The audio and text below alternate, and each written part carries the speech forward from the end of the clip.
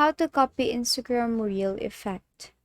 Hi, for today we are back again to our quick and easy video tutorial on how to copy Instagram Reel effect. So first is you have to make sure that your Instagram application is updated. So all you have to do is to go to your Play Store and just type in the Instagram. Now here, you click on this and then if you will see an update button, you have to click on that and wait for it to be updated.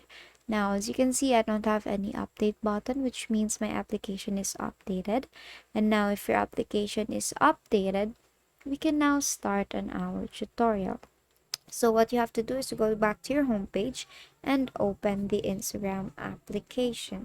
Here you will basically be directed to your home page, so you will see all the people you follow, the videos or the posts that they have posted, and the suggested videos here. And on the bottom part, you will see different icons such as the house icon, the search icon, and in the middle you will see the video clip icon.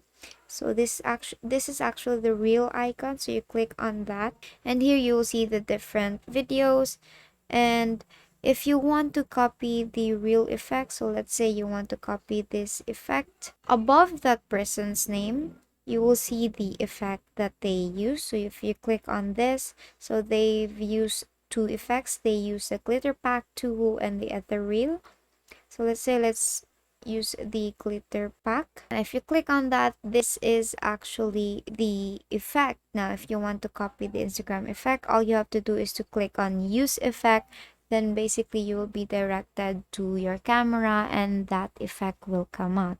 Now let's say you don't want to use that right now, so you just want to save that for later. So beside the glitter's name, or I mean the Instagram reel effect, is the send or the message icon. So if you want to send it to someone or like to save it to someone by sending it, you can click that and then you could actually add it to your favorites. So whenever you go to your camera, this will actually come out.